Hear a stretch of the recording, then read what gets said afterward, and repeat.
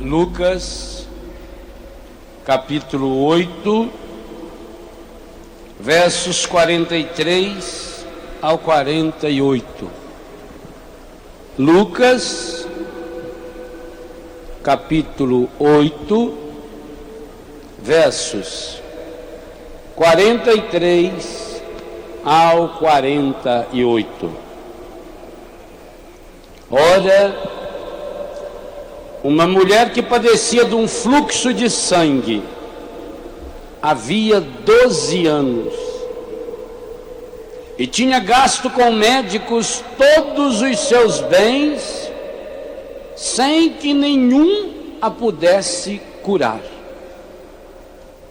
Aproximou-se de Jesus por detrás e tocou-lhe a orla do manto. No mesmo instante, lhe parou o fluxo de sangue. Jesus perguntou: quem foi que me tocou? Como todos negassem, Pedro e os que com ele estavam disseram: Mestre, a multidão te aperta de todos os lados.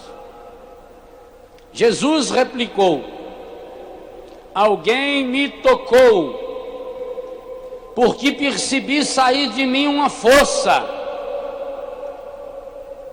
A mulher viu-se descoberta e foi tremendo e prostrou-se aos seus pés e declarou diante de todo o povo o motivo por que o havia tocado e como logo ficara curada.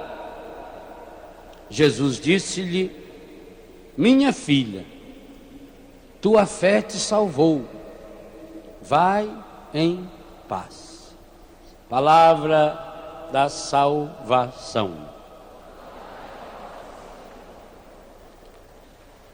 Neste acampamento e nesse último dia do ano, de modo todo especial, nós estamos proclamando o grande anseio do nosso coração. Queremos ver Jesus.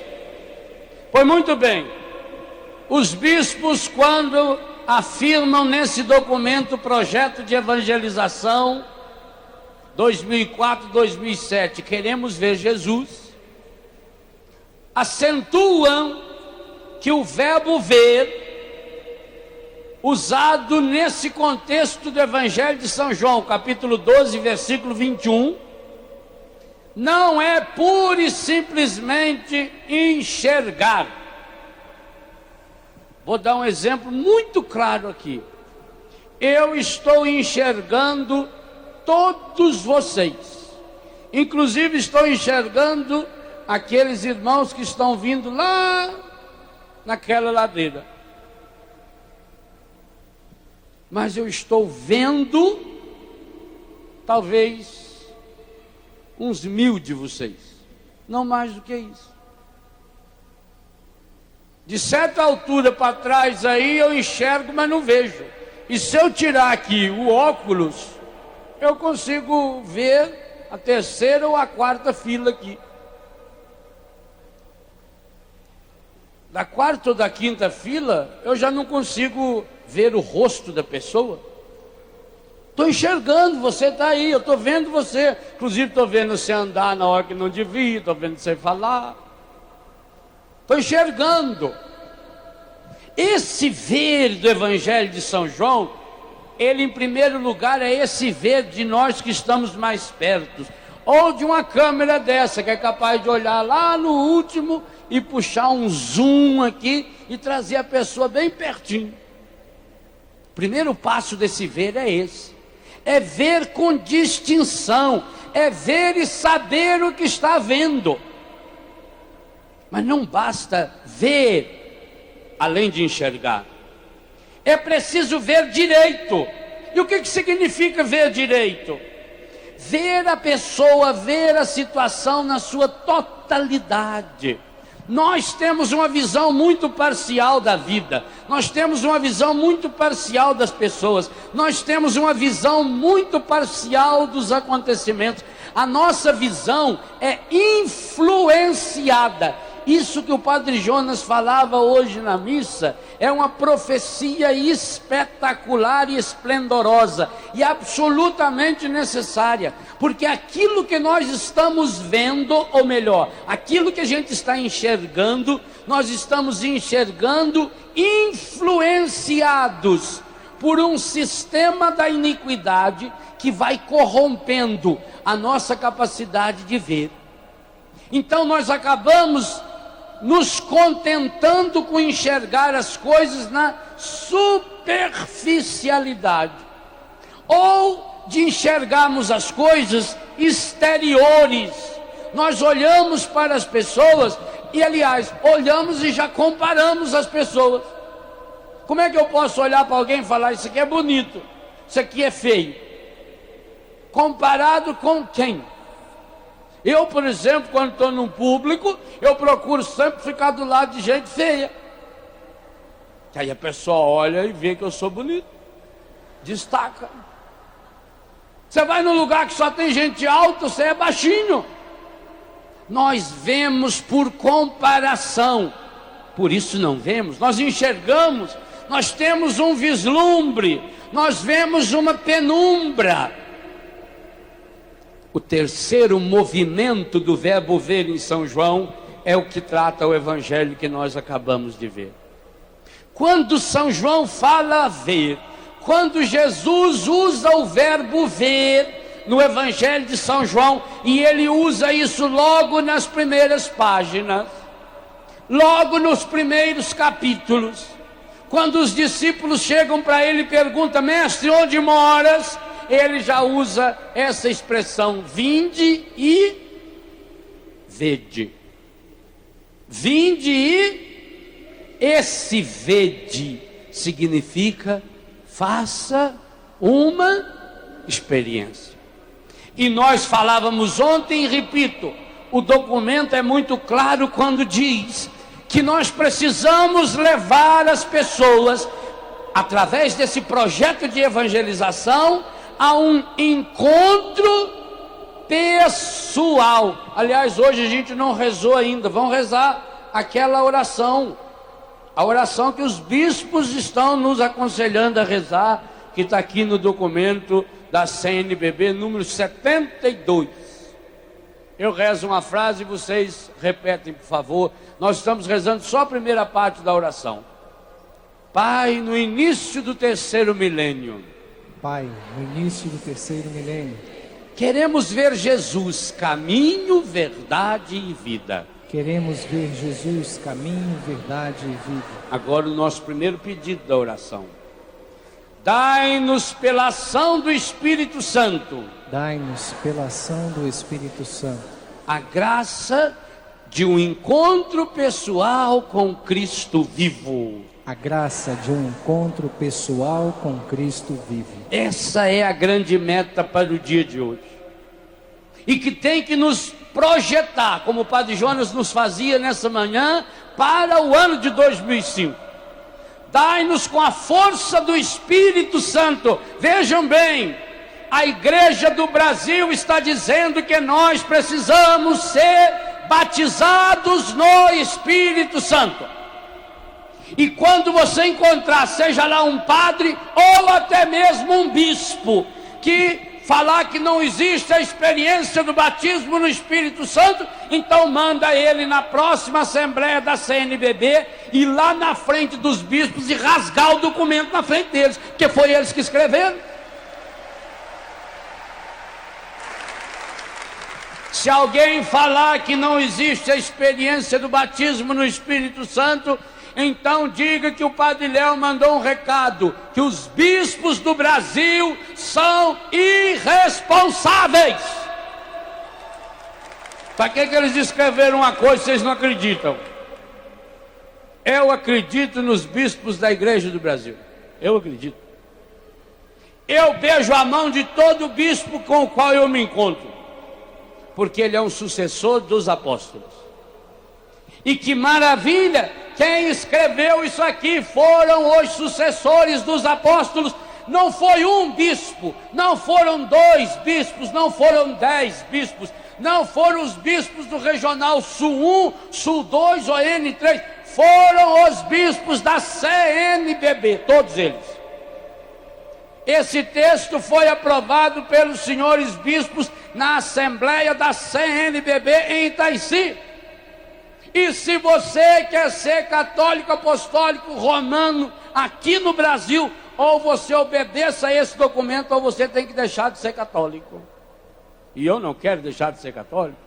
Eu quero obedecer esse documento. Eu quero comer esse documento. Eu quero saborear essa palavra. Porque o que está escrito aqui, meus irmãos, é o anseio que está no meu coração faz muitos anos. Que coisa maravilhosa os nossos bispos escreverem. Aqui você vê a ação do Espírito Santo na igreja. Os nossos bispos escrevendo e pedindo: Pai, no início do 3º milênio, queremos ver Jesus, caminho, verdade e vida. Dai-nos com a força do Espírito Santo. Olha a palavra que os bispos usaram: com a força, o dínamos, os dons, os frutos, os carismas do Espírito Santo. Dá-nos com a força do Espírito Santo a graça de um encontro pessoal com Cristo vivo. Mas que essa coisa maravilhosa que nossos bispos pedem. E por que os bispos resolveram escrever essa oração? E por que os bispos colocaram como um anseio da igreja do Brasil: queremos ver Jesus, caminho, verdade e vida. Dá-nos com a graça, com a força do Espírito Santo, a graça de um encontro pessoal com Cristo vivo. Eu sei que é duro o que eu vou dizer, mas é verdade. Sabe, meus irmãos, por que os bispos escreveram essa oração? Porque os bispos do Brasil reunidos fizeram um exame de consciência e perceberam que a grande maioria dos católicos, incluído muitos de nós sacerdotes do Brasil e de Portugal também, ainda não tivemos um encontro pessoal com Cristo vivo. É uma vergonha, mas é real. Porque o encontro pessoal com Cristo vivo, que acabamos de ouvir nesse texto do Evangelho, transforma, transfigura a nossa vida. Aqui, meus irmãos, não existe nenhuma pessoa, e nem se juntar aos problemas de todos nós reunidos nesse centro de evangelização, que tenha metade dos problemas que tinha essa senhora anônima que se encontrou com Jesus no Evangelho. Esse texto é espetacular. Esse texto vem remoendo no meu coração faz pelo menos 15 anos, desde quando eu escrevi o livro Tocar ao Senhor. Essa mulher tinha uma doença medonha. Essa mulher tinha uma hemorragia. E a hemorragia feminina, porque homem também pode ter hemorragia de outras formas. A hemorragia feminina, na verdade, é uma espécie de menstruação contínua. Imagine, muitas das senhoras já tiveram uma experiência assim, um mês que a sua menstruação, ao invés de demorar 3 ou 4 dias, demora aí 10 ou 15 dias. A fraqueza física que a mulher fica. Em pouco tempo ela está completamente anêmica. E os médicos sabem disso. Perde muitos elementos importantes do sangue, especialmente o ferro, por exemplo. E por isso a pessoa depois vai perdendo a sua imunidade. É uma doença tenebrosa. Mas acontece que no mundo da Bíblia, a hemorragia feminina além de ser uma terrível doença física, era também uma terrível doença psíquica, afetiva. Porque entendiam as pessoas que a menstruação era como se fosse uma condenação. Que quando a mulher estava no seu período menstrual, ela estava impura. Então ela não podia ter contato físico com nenhuma pessoa e com nenhum objeto, com nenhuma coisa. Tanto que você vê na lei de pureza que está em Levítico, a partir do 19, a mulher no período menstrual não podia tocar nenhum objeto na casa. Tudo que ela tocasse ficava impuro. Não podia ter nenhum contato com o homem. Mas não só contato íntimo, não podia cumprimentar um homem, mesmo que esse homem fosse o seu marido, ou o seu filho, ou a sua filha. Vocês imaginam então essa senhora que estava há 12 anos, fazia 12 anos. Quanto tempo faz que você não recebe um abraço apertado? Essa mulher ficou 12 anos sem receber um abraço do seu marido. Aliás, com absoluta certeza, o marido já tinha arrumado outra. Com absoluta certeza, porque isso era um motivo bíblico para o marido abandonar a mulher. Fazia 12 anos que ela não recebia o abraço de um filho. Fazia 12 anos que ela não recebia a visita do pai ou da mãe, ou de um vizinho, de um amigo. Fazia 12 anos que ela não tocava na mão de uma pessoa. Ela era marginalizada. Aquilo que o padre falou do leproso, ela era uma leprosa. Pior ainda, porque era uma leprosa viva. Vocês imaginam como estava o coração dessa hemorroísta? Vocês imaginam o complexo de inferioridade que essa mulher acabou desenvolvendo? Vocês imaginam as doenças que ela acabou somatizando, porque cada vez que ela repetia para si mesma: eu sou impura, eu sou abandonada, eu sou desprezada, eu não presto, ninguém pode tocar-me, ninguém pode chegar perto de mim. Cada vez que ela vai reafirmando isso, o seu organismo vai reproduzindo doença, doença, doença. E vocês imaginam quantas doenças essa mulher não devia ter em consequência dessa perda contínua e constante de sangue. Mas pior, muito pior, além de uma doença física que tirava toda a sua força, com certeza ela tinha muita dificuldade de caminhar. Possivelmente ela tinha uma bengala ou um andador feito esse que a senhora andou agora há pouco aqui dentro. Porque ela não podia tocar em ninguém, não podia segurar em ninguém para andar. Além dessa doença física, dessa fraqueza, além dessa doença afetiva, ela não podia ir numa mercearia comprar nada de comida. Até mesmo os médicos não puderam curá-la. Porque, é claro, os médicos também não podiam colocar a mão na mulher. O médico não podia examiná-la. Ele não podia falar: a senhora vem aqui, faz favor, deita aqui que eu vou fazer um exame na senhora. Não tinha ultrassom. Não tinha tomografia computadorizada. Não tinha ainda exame de urina. Não tinha ainda exame de sangue. Era uma medicina rudimentar de 2000 anos atrás. A medicina rudimentar, os médicos mais antigos sabem disso, ela é feita inteirinho na mão. Quando você tiver a graça de se consultar com um médico idoso, e se você tiver conhecer um médico idoso, vá fazer uma consulta com ele para entender o que era a medicina de algum tempo atrás. Primeira coisa que ele vai fazer é botar a mão em você. Ele bate a mão, bate nas costas da mão, escuta. Lá em Brusque, Santa Catarina, tinha um médico, ele já faleceu, o Dr. Carlos Moritz. Ele me contou que tinha um professor deles da Faculdade de Medicina em Florianópolis, que no dia da prova, 2 ou 3 alunos eram escolhidos para fazer a prova. E aquele aluno escolhido para fazer a prova na véspera, tinha que levar dinheiro no bolso para a prova no dia seguinte. porque a prova era no Mercado Público Municipal de Florianópolis. Diz que o professor chegava, escolhia uma abóbora e falava: você que vai fazer a prova aqui, ó, pega essa abóbora.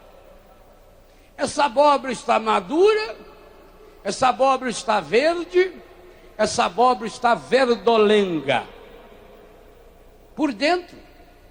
Então ele tinha que bater com o dedo, escutar, para ver o barulho que fazia dentro da abóbora.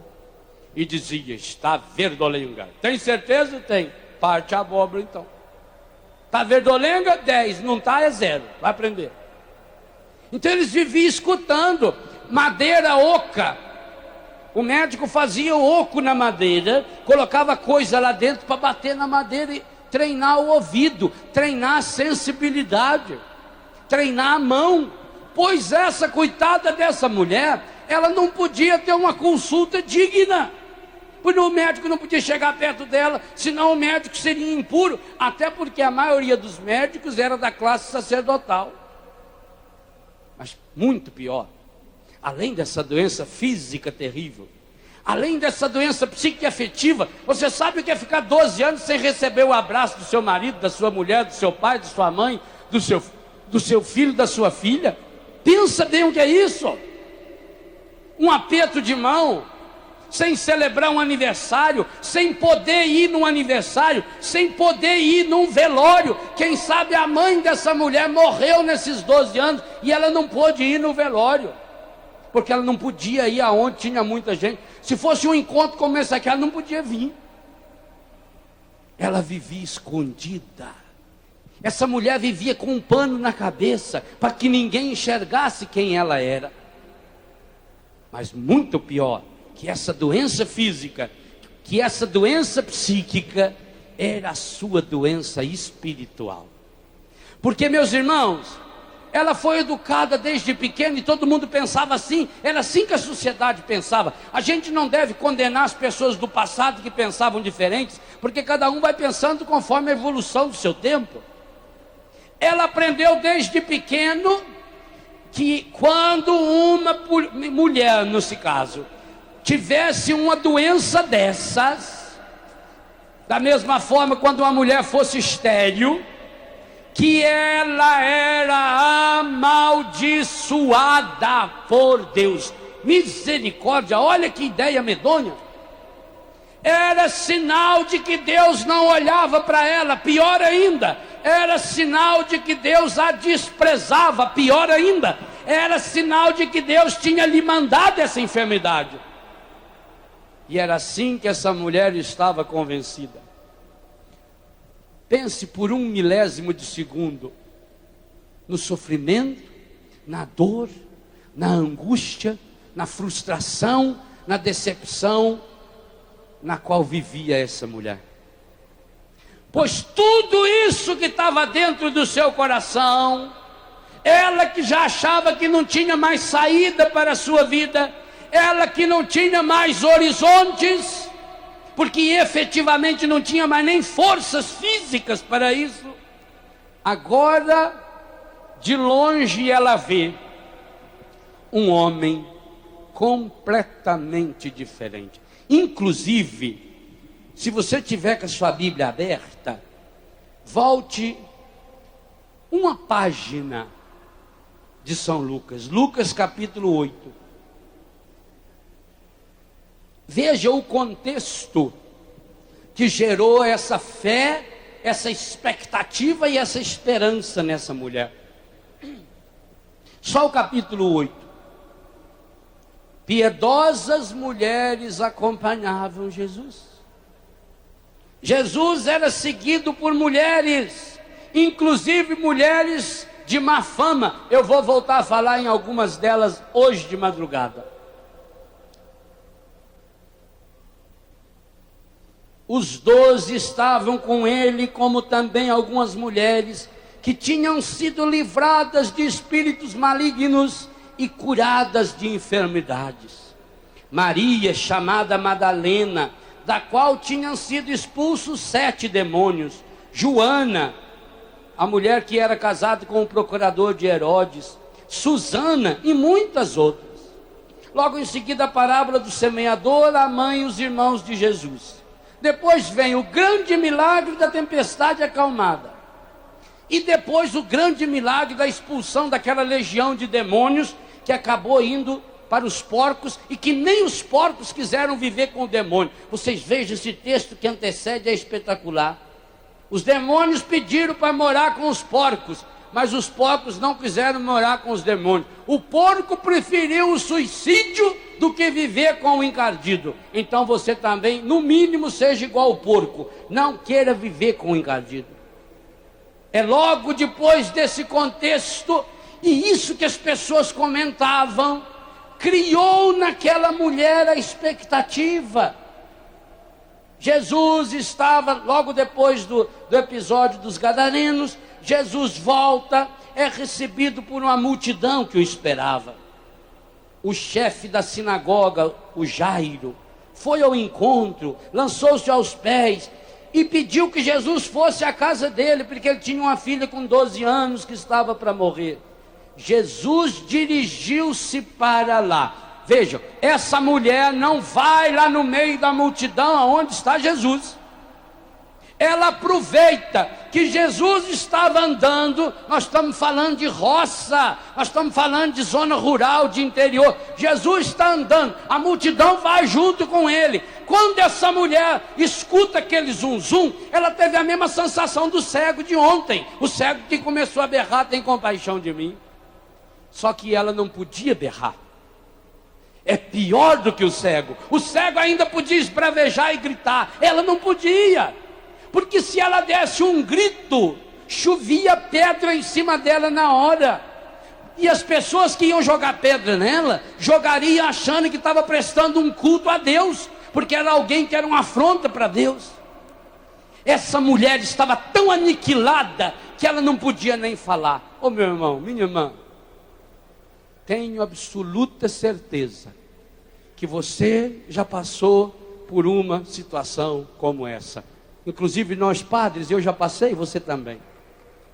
Há situações em nossa vida em que a nossa dor é tão grande, em que o nosso pecado é tão grande, em que a nossa enfermidade é tão grande, que a gente não tem ou não pode nem mesmo falar para alguém. O silêncio medonho. Pois o evangelho que nós estamos meditando nos diz que Jesus escuta esse silêncio. Na hora que você estiver numa situação tão medonha e pavorosa, que não possa falar para ninguém, que não possa sequer dar um berro, feito o cego de Jericó, Bartimeu: Senhor, filho de Davi, tem compaixão de mim. Pois nessa hora que você não pode falar nada, ainda assim nessa hora é possível ver Jesus. E foi o que essa mulher fez. Ela veio por detrás, escondida, em silêncio, pedindo a Deus que ninguém a notasse, pedindo a Deus que, como todo mundo estava indo alvoroçado para Jesus, e nessas horas, não precisa ir a 2000 anos atrás, até hoje também, muitas e muitas vezes, até na igreja a gente vê como as pessoas são egoístas e só pensam em si mesmo e não enxerga quem está do seu lado. Como todo mundo estava atrás de Jesus, alvoroçado perto de Jesus, ela aproveitou que ninguém estava notando quem estava do lado, e ela foi por detrás dele. E ela pensou: se eu tocar, porque ela sabia, ela não podia chegar lá, se ajoelhar e pedir: Senhor, tem piedade de mim. Ela não podia falar nada. E outra, olha a delicadeza dela. Ela sabia que ela não podia tocar no braço de Jesus, porque se ela tocasse no braço de Jesus, Jesus ficaria impuro. Essa mulher, gente, foi delicada até na sua dor. E aqui também uma coisa muito importante: quando a gente treina o coração para a delicadeza de Deus, mesmo quando a gente está submetido às piores dores, a gente não perde o essencial. Santidade não se improvisa. Santidade é gestada, é forjada ao longo da nossa vida. Essa mulher foi mulher. Por isso nós precisamos aprender com as senhoras, as mulheres. Eu vou falar nisso hoje à tarde. As mulheres, imagens mais perfeitas que Deus criou de si mesmo, têm uma delicadeza que reflete o próprio Deus. Quantos de nós aqui já não vimos ou ouvimos ou ficamos sabendo de nossa mãe silenciosamente chorando? De nossa mãe que era capaz de deixar o melhor da comida para nós? De nossa mãe fingir que já tinha comido só para a gente poder comer mais um pouco, e ela tinha capacidade de ficar em jejum ou passar fome para que seu filho não passasse? Ah, é essa delicadeza de mulher que essa hemorroíça não perdeu. Para não ofender Jesus, ela pensa: se eu tocar nem que seja na orla do seu manto. Orla é a beirada, mais do que a beirada, a orla. Os mantos dos pregadores eram mais ou menos como algumas calças jeans que tem hoje, aquela lá também tem, que não faz a barra e fica aquilo tudo desfiado. Aqueles fiapos que ficam aqui quando a pessoa não faz a barra, aquilo chama-se a orla. Como tem a orla marítima é lá naquela beirinha da praia. A orla não é nem a túnica, hein? A orla é só os fiapos da túnica. Até porque antigamente não tinha overlock para fazer acabamento, essas coisas. Eles cortavam o pano com o tempo ia desfiando. Era assim, dava nó, né? Eu tenho uma coxa da minha cama lá, a cabeça dela é daquele jeito. Tem a orla. Ela vai, olha a delicadeza, ela não toca nem no pano. Ela toca na orla, naquele fiapinho que está voando. Porque ela pensou: se eu tocar nem que seja na orla do seu manto, eu serei curada. E ela vai, corajosa, com muito medo, mas corajosa. Aliás, essa é uma dupla dimensão que acontece conosco quando estamos numa situação difícil. O medo nos dá coragem, a coragem nos dá medo. É igual aquela esperança desesperada e aquele desespero cheio de esperança. E ela vai e toca, suavemente, rela, como diz o mineiro, na orla do manto de Jesus. E Jesus para. E é um grande silêncio. E Jesus vira e faz uma pergunta que parece muito óbvia: quem foi que me tocou? Os apóstolos começaram a rir. São Pedro chamou ele do lado e falou: mestre, por favor, o senhor está parecendo artista da Globo. Olha para o senhor ver, a multidão te comprime, a multidão aperta o senhor para todo lado, todo mundo está cotovelando nós aqui. Eu mesmo já levei cotovelada até na nuca. E o senhor agora dando uma de estrelo, quer saber quem foi que deu um esbarrãozinho no senhor? Faz favor. Jesus olhou para Pedro com aquele carinho que lhe era peculiar, aquela vontade infinita de chamá-lo de anta, empacada, sem misericórdia, e disse: Pedro, sua anta. Esse sua anta, ele só pensou: eu não estou perguntando quem foi que se esbarrou em mim. Eu estou perguntando quem foi que me tocou. Aqui está a diferença. E a mulher então, vendo-se descoberta e sentindo que estava seca, ela percebeu na hora. Foi um milagre muito lindo. Aliás, esse milagre aconteceu lá em Fátima também, na última aparição de Nossa Senhora de Fátima. Porque tem gente que fala: como é que essa mulher, se ela tinha hemorragia e constantemente estava molhada, sangrando, como é que ela ia saber que na hora estava curada? O fenômeno que aconteceu em Fátima, quando o último dia que Nossa Senhora apareceu, e que os pastorinhos avisaram que ia ser o meio-dia, e que ia ter um sinal maravilhoso no sol, E choveu a manhã toda, e quando faltava 15 para meio-dia, estava todo mundo molhado, ensopado, e já tinha jornalista fazendo piada.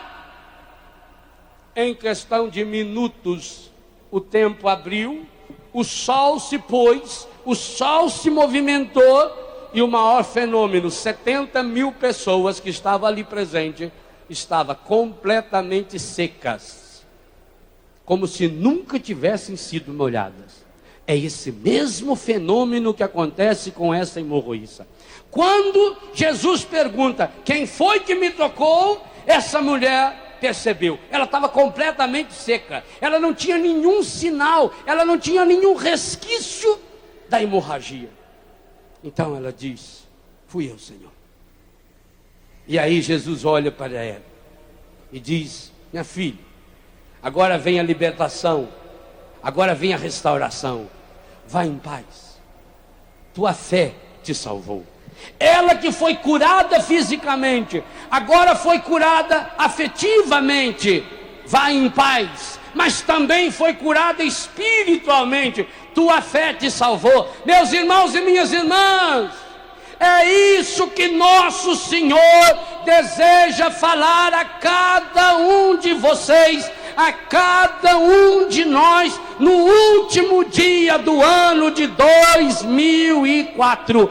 Hoje o Senhor quer olhar para mim e para você e dizer também, vai em paz, meu filho, vai em paz, minha filha, tua fé te salvou.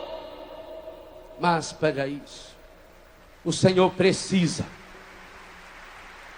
que você tenha a coragem de, não obstante o seu passado, não obstante a sua história pecaminosa, até porque pela bênção dessa Santa Missa estamos zerados, que você hoje, não obstante o seu passado, o seu pecado, as coisas estragadas da sua história, que hoje você tome a decisão de ter, custe o que custar, eu não saio desse rincão, eu não saio desse centro de evangelização, eu não saio desse acampamento enquanto eu não tocar o Senhor.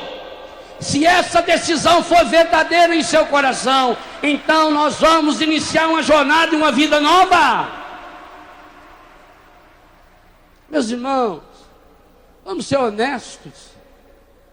Há um ano atrás, quando falava-se que quem sabe no ano que vem nós estaríamos celebrando esse acampamento num novo rincão, um pouco maior do que aquele, um rincão que iria caber 40 mil pessoas sentadas, e depois falar em 60 mil, e depois falar em 80 mil, e agora nós estamos num trem que até rincão ficou pequeno, teve que chamar centro de evangelização.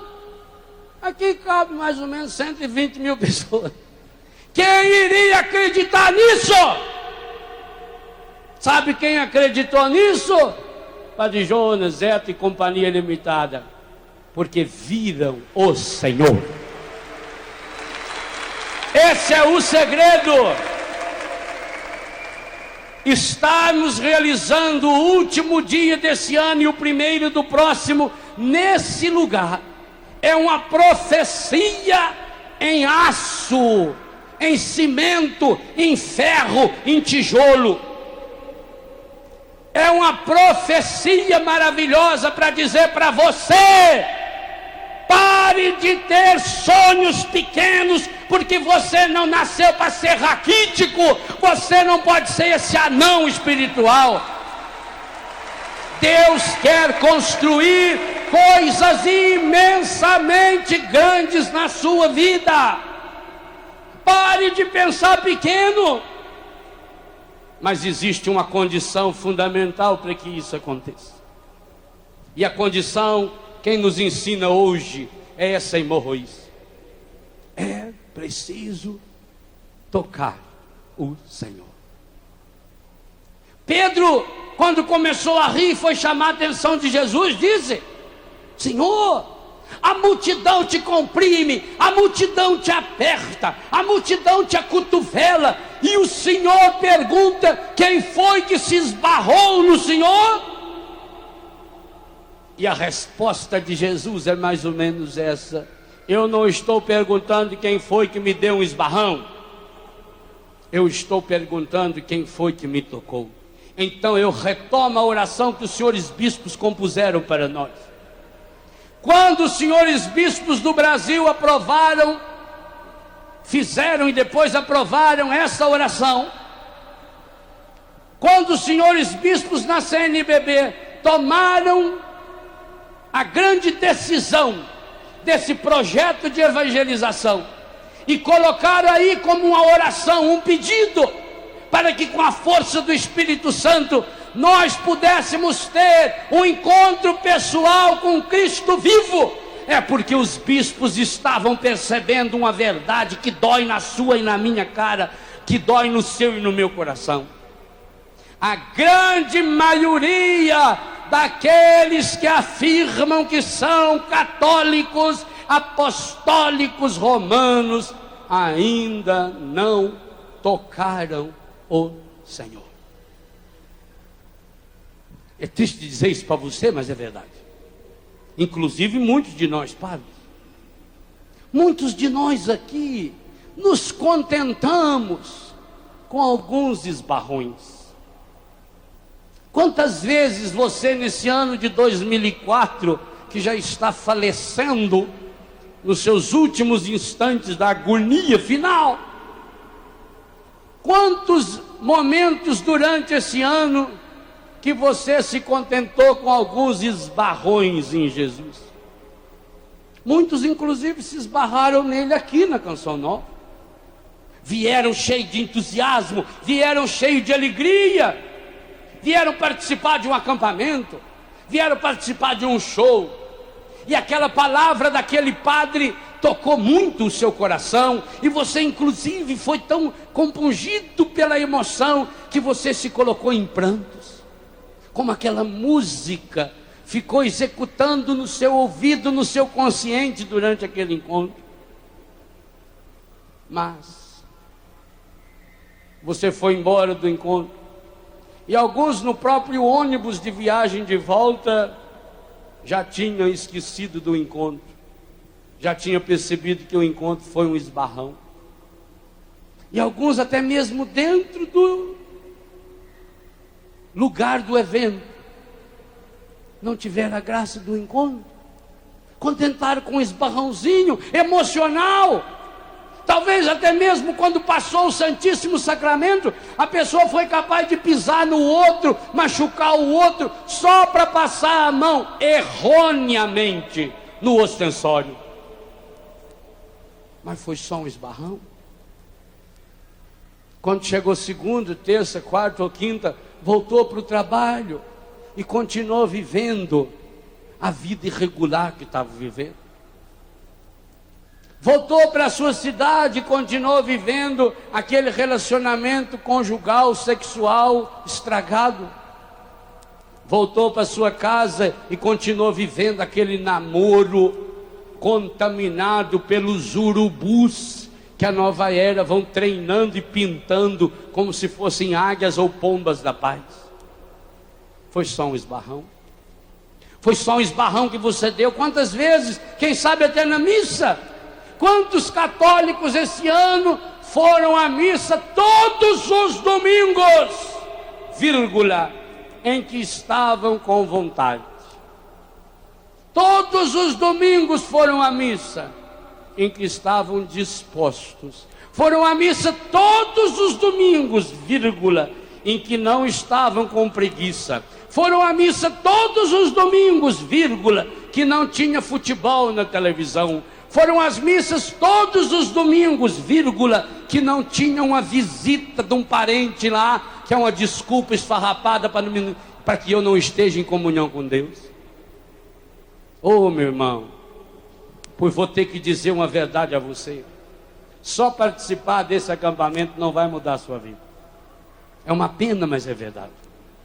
Tudo isso que foi feito para você, e graças a Deus por você, porque você ajudou a fazer, ajuda a fazer. Vocês imaginam, por exemplo, quanto custa um sistema de som feito esse, para essas 24 horas aqui no Rincão?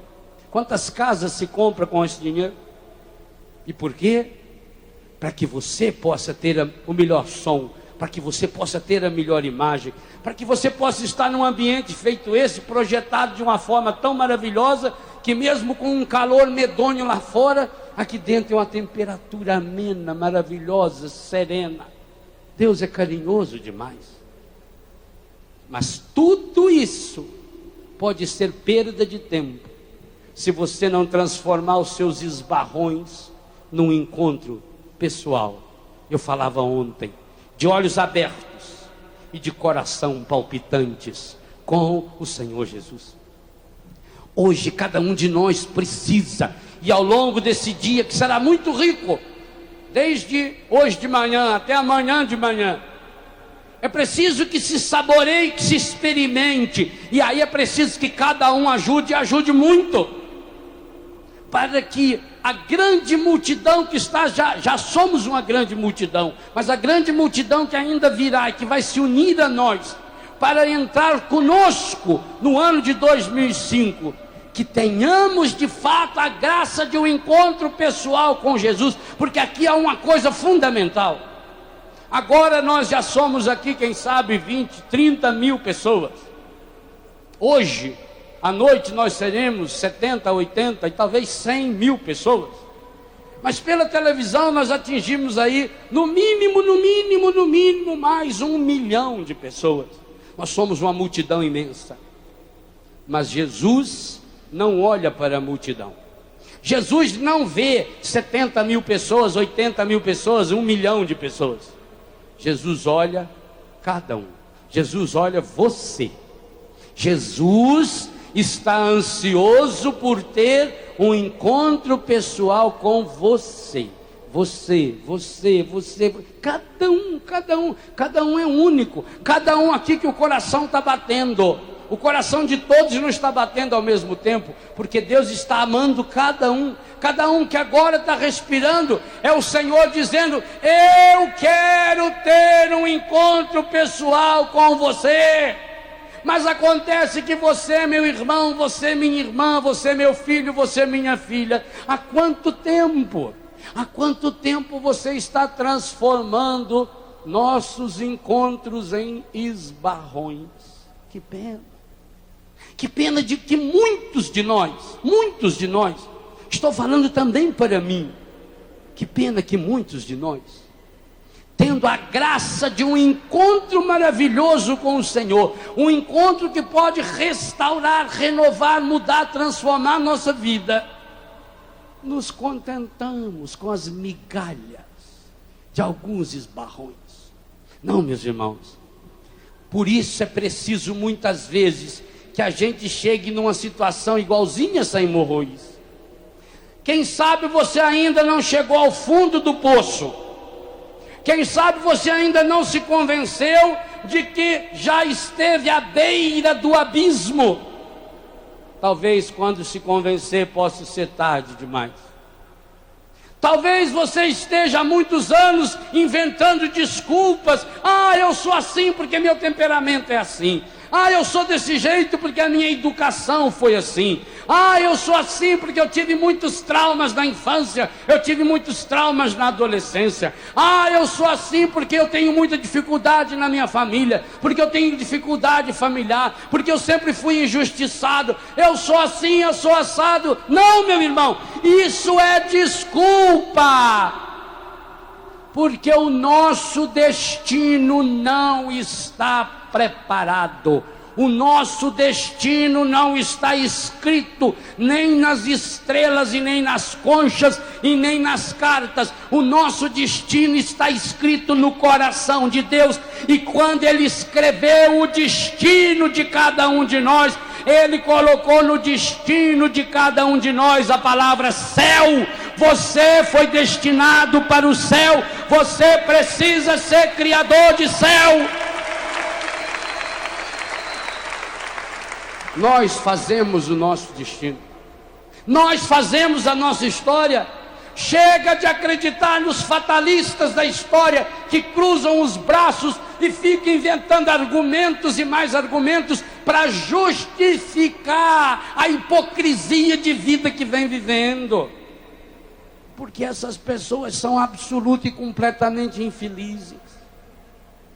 Quando os nossos bispos colocam em nossa mão um documento pequeno, em linguagem simples, aonde fala que queremos ver Jesus, é o anseio mais profundo, mais íntimo do coração humano, está dizendo exatamente isso a meu respeito e a seu respeito.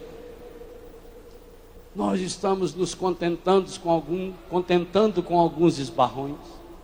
Nós não estamos conseguindo enxergar além do óbvio, além do obstáculo. Falta-nos essa visão especial, espiritual, divina, que só o Espírito Santo coloca em nós, pela fé, a capacidade de ver o que está além do obstáculo. Se você de fato deseja, anseia profundamente ver Jesus, é preciso aprender a ver a vida com os olhos de Jesus. Por isso que o evangelho de hoje dizia: o verbo de Deus se fez carne e habitou entre nós. E o documento afirma que nós precisamos aprender a proceder como Jesus procedia, a fazer como Jesus fazia. Se nós queremos ver Jesus, meus irmãos, e nós vamos hoje à tarde falar algumas situações bem concretas na nossa família, na nossa sociedade, na igreja e no mundo, aonde nós urgentemente precisamos ver Jesus. Mais do que queremos ver, nós precisamos ver Jesus, nós necessitamos ver Jesus. Esse anseio íntimo, esse anseio profundo, esse anseio revolucionário do seu coração, hoje poderá ser satisfeito. É isso que o Senhor está dizendo para nós hoje. Estamos na última hora, nos lembrava São João na primeira leitura. Essa última hora significa: esse é o meu grande momento. Eu queria que você tomasse essa decisão no seu coração. Também você que está em casa, também você que está vindo aqui para a Canção Nova. Eu queria que hoje você tomasse a decisão mais séria da sua vida. Só você pode tomar. E não depende de mais ninguém. Não coloque nenhuma condição para tomar essa decisão. Qual é o seu grande anseio para o ano de 2005? Qual é a grande meta a ser atingida em Deus nesse ano que daqui a algumas horas se inicia? Olha os sinais que o Senhor nos deu. O Senhor encerrou a manhã de hoje com a Santa Missa que iniciou o dia, e onde cada um recebeu a graça de uma indulgência plenária. A graça, como proferia profeticamente Padre Jonas: estamos zerados. Vamos começar do zero, vamos começar direito. Mas não adianta nada estar zerado e começar estragado. Não adianta nada você estar limpinho, feito criança, que a mãe acaba, coitada, certas mães também, só com o tempo vão aprender. Vai ter uma missa, e a mãe, atarefada primeiro, dá banho no filho, põe a roupinha no filho, para depois tomar banho. E fica aqui esperando a mamãe vai tomar banho. E quando a mamãe sai do banho, aquela roupinha branca está cheia de ketchup, de bosta de vaca, de sujeira. E a mãe vai fazer o quê? Ou chora ou ri. Que adianta também a gente estar zerado, com a roupa do coração limpinho, mas se a gente já está planejando o primeiro buraco, a primeira lama que tem ali na frente, tome a decisão. Feche os seus olhos um pouquinho. Faça o silêncio mais profundo que você conseguir, ajudando inclusive seu irmão do seu lado a fazê-lo. E nesse silêncio profundo, Olhe-se em Deus. Retome a sua vida em Deus nesse silêncio. Perceba o quanto da sua vida tem sido semelhante à vida dessa hemorroísta que na manhã de hoje teve esse encontro pessoal com Jesus. Coloque-se no lugar dessa hemorroísta. Imagine-se num lugar meio deserto, você sozinho, sozinha. Imagina a última vez que você ficou sozinho. Recorda-se daquela solidão, principalmente triste. Você, além de sozinho, estava amargurado, angustiado, preocupado, seu coração apertado, porque você tinha perdido um ente querido, porque aquela pessoa que você amava foi embora, porque alguém cometeu um pecado, um crime, um erro, tomou uma decisão muito negativa na sua família. Sua filha abandonou o marido, seu filho abandonou a esposa. Você estava sozinho, não sabia o que fazer. Era de madrugada, o seu filho não tinha chego ainda, e você sabia muito bem que ele estava na droga, que ela estava na prostituição. Você sozinha e o seu marido estava na rua, e você sabia que o lugar que ele frequentava era um lugar de pecado.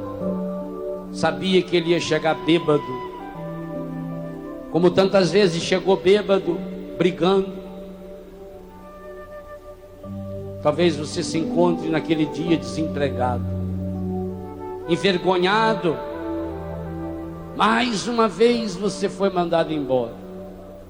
Por que será que sua vida nada dá certo? Por que será que tantos problemas na sua vida? Talvez você se encontre também fisicamente abatido, feito essa coitada. Talvez você tenha uma enfermidade no sangue. Pode ser até em consequência de um pecado seu, de uma irresponsabilidade. Você se contaminou com essa doença, com esse vírus, com esse protozoário. Talvez seja uma doença nos seus ossos, na sua coluna. Talvez seja uma doença que faça você ficar muito semelhante a hemorroísta e a Lázaro, fedido. Você se sente mal. Parece que ninguém quer chegar perto de você. Você se sente abandonado porque há muito tempo que você não recebe um abraço. E há muito tempo que não dá um abraço. Pense naquela pessoa que já faz alguns dias ou alguns meses que você não dá um abraço, porque essa pessoa mora longe, ou porque essa pessoa morreu, ou porque essa pessoa está com raiva de você. E assim você vai sentir um pouquinho do que sentiu a hemorroísta. Pense na situação de abandono, igualzinho ela vivia. 12 anos de abandono, sem marido, sem filhos, sem pais, sem amigos. Pense naquelas horas que você está completamente sozinho, abandonado, seu coração angustiado. Muitas vezes nessas horas você recorreu aos vícios, aos pecados da bebida, do sexo, do fumo. Muitas vezes nessas horas você foi diante da televisão de madrugada, ligou a televisão e acabou se contaminando ainda mais com aquele filme, aquele programa estragado de violência, de pornografia. E hoje, no último dia desse ano, você está cansado, decepcionado, triste, sem forças. Eu digo a você, meu irmão e minha irmã, que bom se tudo isso que eu falei for verdade na sua vida. Que bom. Desde que você hoje pegue sua vida inteira na mão, põe sua vida na palma da sua mão, olhe para a sua vida, olhe para a sua solidão, olhe para os seus estragos e tome a decisão. Se eu tocar, nem que seja na orla do seu manto, eu serei curado. Senhor Jesus, eu suplico o Espírito Santo agindo em mim, para que eu possa ter esse encontro pessoal contigo. Agora, pela sua palavra, e hoje à tarde, Senhor, quando o Senhor entrar nesse rincão, com a sua real presença no seu corpo, sangue, alma e divindade, que é a Eucaristia, eu quero vê-lo, eu quero tocá-lo. E eu digo a você, meu irmão, minha irmã, e digo isso como sacerdote da igreja, e digo isso como uma profecia: mais ansioso do que você é o Senhor, que está desejando profundamente ver você e ter um encontro pessoal com você. Diga para Jesus, diga agora com as suas palavras o que você espera desse encontro que vai acontecer no dia de hoje. Senhor Jesus, eu quero, eu preciso, Senhor. Senhor, muitas e muitas vezes eu sou feito hemorroísta, eu sou feito Lázaro. Muitas e muitas vezes, Senhor, eu me contentei com alguns esbarrões. Mas eu não posso entrar nesse ano novo, Senhor, com os velhos pecados. O Senhor sabe que eu tomei a decisão de não cometer mais esses pecados no ano novo. O Senhor sabe, Jesus, que o meu grande desejo, a minha aspiração é começar o ano de 2005 de um jeito novo, com a mentalidade nova, com o coração renovado e restaurado. Mas o Senhor sabe também, Senhor, que sozinho eu sou um fracasso. Por isso eu quero, por isso eu preciso tocá-lo. E suplico, toca-me, Senhor, com a sua infinita misericórdia.